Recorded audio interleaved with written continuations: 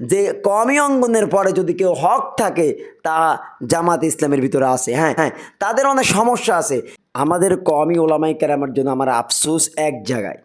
তার আগে আমি শুধু বলবো, যারা মধুপুর পীর সাহেবকে গালাগালি করতেছেন, যারা মধুপুর পীর সাহেবের বিরুদ্ধে তুচ্ছ তাচ্ছিল্য করতেছেন, তাকে নিয়ে বাজে মন্তব্য করতেছেন, আসলে মধুপুর পীর সাহেব এমন একজন আলেম আমরা ভুলে গেছি।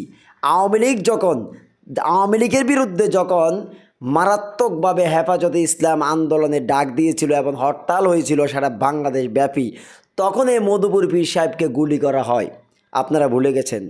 সেই মধুপুর পীর সাহেব গুলিবিদ্ধ হলেন। এরপরে 2022 সালে, 21 সালের পরে 22 সাল পর্যন্ত তখন ওলামায়ে কেরামকে পাইকারি হারে গ্রেপ্তার করা হচ্ছিল, আল্লামা মামুনুল হক সহকারে হেফাজতে ইসলামের সিনিয়র শীর্ষ আলেমদেরকে।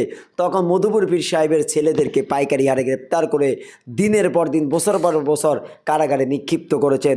তারপরেও তিনি বাতিলের সাথে আপোষ করেননি।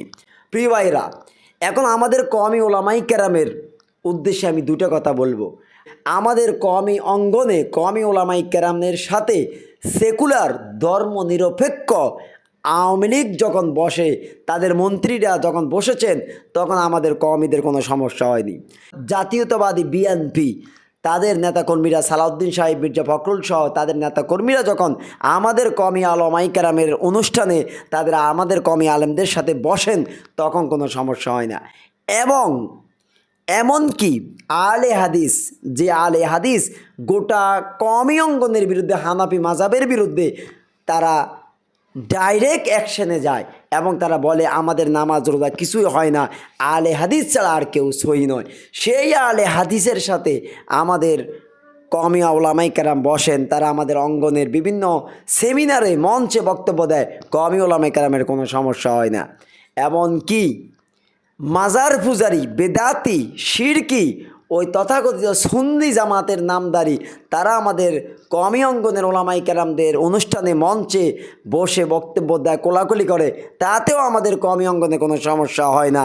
তবে বাংলাদেশ জামাতে ইসলামীর কোনো আলেম অথবা তাদের কোনো বক্তা আমাদের কওমি অঙ্গনের কোনো অনুষ্ঠানে বা কওমি অঙ্গনদের সাথে বসলে তখনই আমাদের কওমি অঙ্গনের সমস্যা হয়। কিন্তু কেন এই সমস্যা আমার বুঝে আসে না।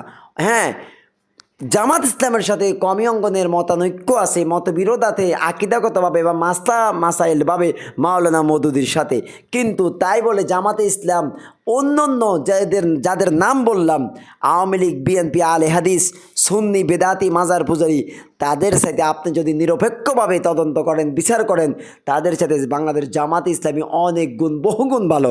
বরং আমি একথা স্পষ্টভাবে বলতে পারি যে কওমি অঙ্গনের পরে যদি কেউ হক থাকে তা জামাত ইসলামের ভিতরে আছে। হ্যাঁ, তাদের অনেক সমস্যা আছে, একথা আমি সবসময় বলি যে রাজনীতির দিকে জামাত ইসলামী সেরা,